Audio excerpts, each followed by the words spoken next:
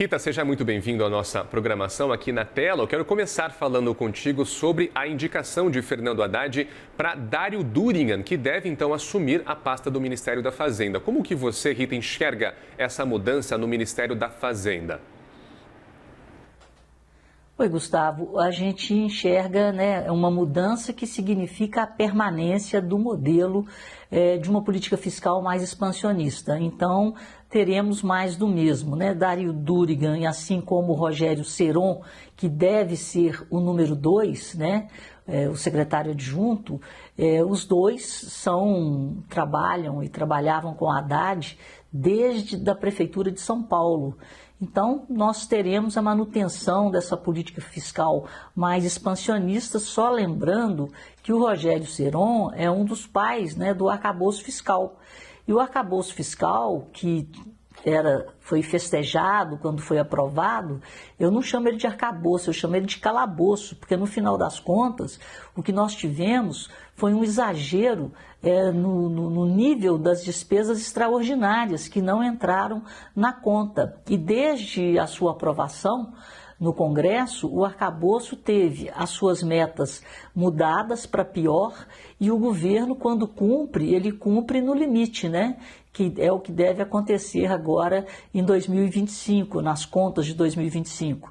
Então, quer dizer, esse arranjo do arcabouço não foi feliz para que o Brasil conseguisse aí estabilizar as suas contas em função do excesso de despesas extraordinárias que não foram e não são contabilizadas na apuração do déficit, do superávit ou do equilíbrio fiscal. O que nós temos são déficits recorrentes, aumentando, portanto, o nosso nível de endividamento, o nosso nível de pagamento de juros, o déficit nominal, e esses números serão conhecidos, devem ser conhecidos amanhã.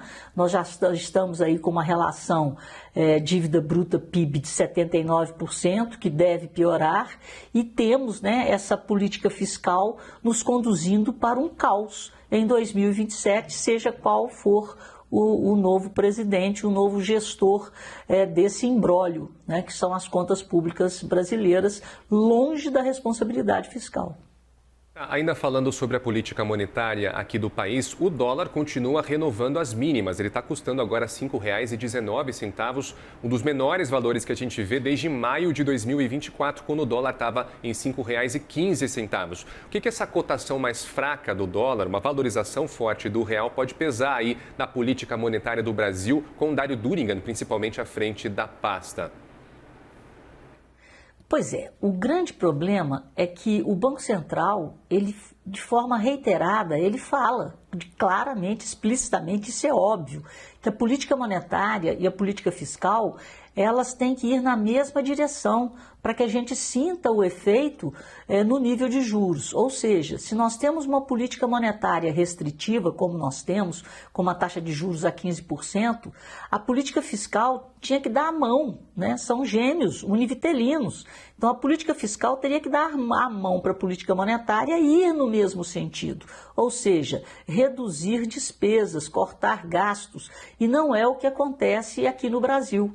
Então, você tem a política monetária numa direção e a política fiscal na direção oposta, dificultando o trabalho da política monetária na contenção da inflação e, é claro, na diminuição do nível de juros. Os juros são muito altos, a atividade produtiva sofre, mas o modelo petista de crescimento econômico, que não é sustentável, ele vai pela via do curto prazo. Então, ele não se sustenta no médio e no longo prazo. Por isso que nós teremos problemas à frente, problemas, inclusive, de conseguirmos pagar as nossas contas da forma que a coisa está sendo conduzida. Mas o Banco Central está tendo uma janela aí de possibilidade de corte na Selic em função de ter encontrado nesse nível extremamente restritivo de 15%, uma ancoragem das expectativas inflacionárias, e a gente vê isso pelo comportamento dos índices, né? Tivemos ontem a divulgação do IPCA 15, vimos que a inflação ela desacelerou em relação a dezembro, né? A prévia aí de janeiro veio em 0,2%, mas a inflação em 12 meses continua em 4,5%, que é o teto da meta, e o Banco Central busca o centro da meta. E essa dificuldade está principalmente na inflação de serviços, porque os programas, o excesso de dinheiro através de um aumento, né, nos programas sociais, o governo já está planejando aí colocar mais 88 bilhões agora em 2026, né? Aí a gente tem Pé de Meia, tem Luz do Povo, tem uma série de programas, eles vão na contramão da política monetária restritiva. Então, no curto prazo, você injeta dinheiro, esse dinheiro gera consumo, então você tem um mercado aquecido, mas aquecido em cima de dívida, aquecido em cima da piora das contas públicas, que já estão batendo na nossa porta, exigindo uma taxa de juros a partir dos nossos credores mais elevada, porque o risco Brasil, com o aumento do endividamento, com o aumento de pagamento de juros, ele vai só aumentando. Então, a taxa de juros, ela mede o nível de risco. Então, o nosso nível de risco é muito alto pelo tamanho da nossa dívida e pela direção da dívida, que só cresce.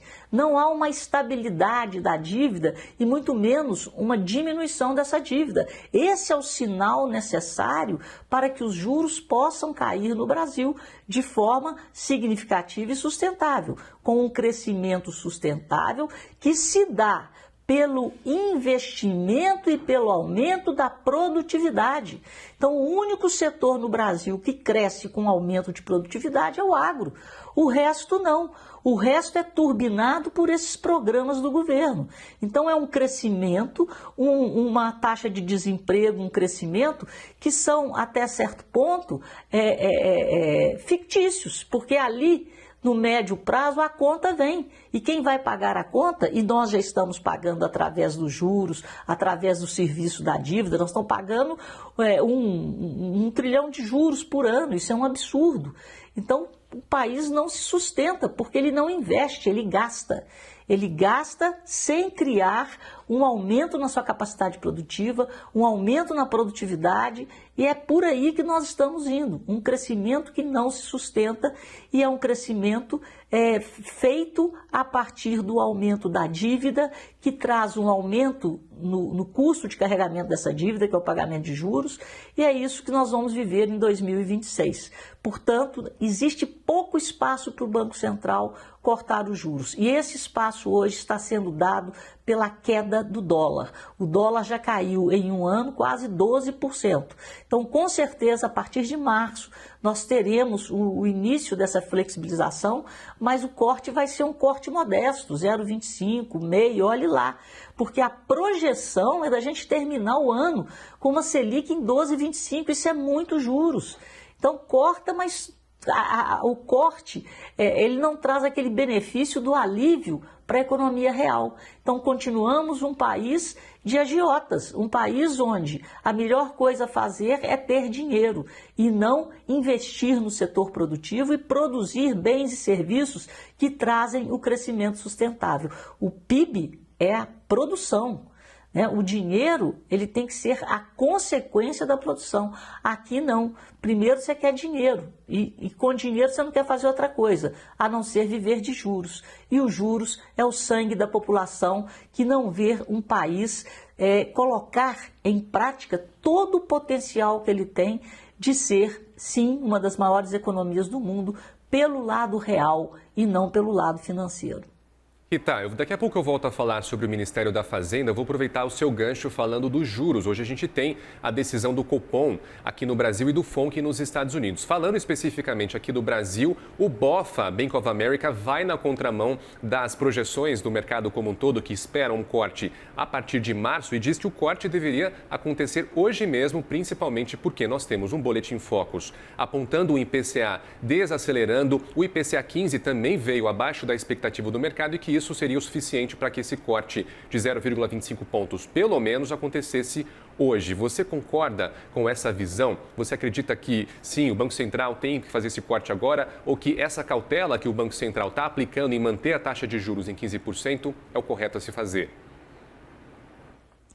Eu acho que, se você olhar de uma forma assim, bem imediatista, tudo bem, temos condições hoje, principalmente pela queda do dólar. E se houver essa surpresa de um corte hoje, ela será explicada exatamente pela queda forte do dólar, que ninguém esperava uma queda desse tamanho, graças aí às trapalhadas do Trump e esse fluxo fantástico de recursos que está vindo para a América Latina e com muita força para o Brasil.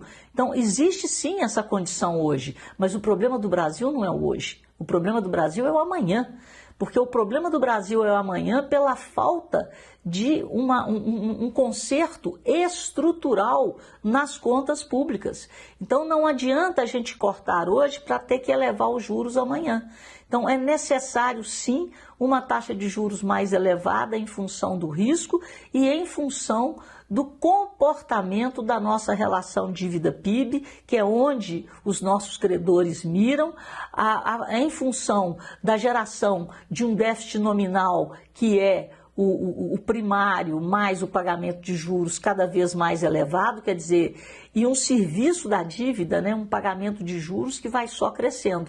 Então, o problema do Brasil não é o hoje. O problema do Brasil é termos que consertar esse país para as próximas gerações, e esse conserto só virá se tivermos um governo comprometido com corte de gastos e com uma gestão pública transparente, visando o equilíbrio fiscal. Nos Estados Unidos, o que vale para a gente hoje é a coletiva de imprensa com Jerome Powell, que ele vai dar o guidance. O que você espera dessa coletiva hoje? Quais são os próximos passos que a gente deve ter por aí? Olha, o Jerome Powell está com a asa meio quebrada, né? Porque ele está sendo substituído, o Trump vive atacando o Jerome Powell, que é uma das razões para essa fraqueza do dólar, né? Como moeda de valor, moeda de reserva de valor. Então, o dólar está perdendo isso, a gente vê pelo aumento do ouro, pelo aumento da prata, pelo Bitcoin, né? Pelo fluxo que está vindo para os emergentes, que são alternativas aos investimentos nos Estados Unidos e ao investimento em dólar nos títulos americanos. Mas, resumo da ópera, eu acredito que, diante dessa possibilidade real da mudança, né, do Jerome Powell, mais uma vez nós teremos um FONC, né, que é o Comitê de Política Monetária deles, dividido, né, com alguns membros projetando um corte, até um corte mais profundo, outros membros, na sua maioria, apostando aí na manutenção dos juros, mas teremos de novo um quadro dividido e gente até com a possibilidade de elevação de juros, que foi o que nós tivemos na última reunião do FONC americano. Não existe mais unanimidade, porque está uma confusão tão grande que eles não estão se entendendo, mas na sua maioria eles estão sendo conservadores em função de uma inflação que ainda já se manifestou, mas não de forma tão aguda, em função do tarifaço de Trump. Então, eles também estão indo medindo ali a água e o fubá, né? Mas a coisa também lá está bem complicada. Aqui está complicado pela política fiscal, porque se a política fiscal fizesse a sua parte, esse corte de juros no Brasil poderia vir de uma forma rápida e intensa. Rita Mondin, a gente volta a conversar contigo, a nossa comentarista de economia, depois que a gente tiver, de fato, as decisões tomadas tanto aqui pelo Copom quanto pelo FONC lá nos Estados Unidos. Obrigado pela sua participação, Rita. Até. Até.